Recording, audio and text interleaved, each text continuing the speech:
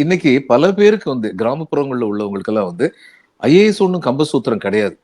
நம்ம வந்து இந்த மாதிரி ட்ரைனிங் இன்ஸ்டியூட் அதுன்னு சொல்லி போய் படிச்சு கஷ்டப்பட்டு மேல வந்துட முடியும். நான் வந்து ஒரு இன்ஸ்டியூட்டுக்கு வந்து ஒரு அட்வைசர் மாதிரி இருக்கேன். அங்க போகும்போது ஒரு பையன் வந்து இன்டர்வியூக்கு வந்திருந்தாரு. நான் அவர்ட்ட ஒரே ஒரு கேள்வி தான் கேட்டேன். நீங்க இன்டர்வியூல வந்து என்ன ட்ரெஸ் பண்ண போறீங்க? சார் அங்க வின்டர் சமயத்துல இன்டர்வியூ சார். மார்ச் மாசம் குளிரா இருக்குங்கிறாங்க. கோட்டு சுட்டு தான் போடணும். வாங்கிட்டீங்களா அப்படின்னு. கொஞ்சம் நெளிஞ்சாரு. என்ன விஷயம் வாங்கிட்டீங்களா அப்படின்னு. வாங்கணும் சார் அப்படின்னாரு. தற்செயலா என் கையில நேரம் பணம் இருந்தது. "இத பாருங்க, நான் இந்த பணத்தை உங்கள்கிட்ட கொடுக்குறேன். நீங்க இன்னைக்கே போய் கோட் சூட்டு துணி வாங்கி தைக்கிறீங்க. தச்சுட்டு வீட்டுல ஒரு 7-8 நாள் அதை போட்டு பழகிக்கோங்க. திடீர்னு கோட் சூட்டோட போனா ஒரு மாதிரி அந்நியமா இருக்கும். You will feel uneasy. அப்படி இருக்கக்கூடாது. பணத்தை அவர் வாங்க மாட்டேன். ரொம்ப சிரமப்பட்டு பணத்தை அவர்கிட்ட கொடுத்தேன். வாங்கவே மாட்டேன்னாரு. ரொம்ப தன்மானம் உள்ள பையன்.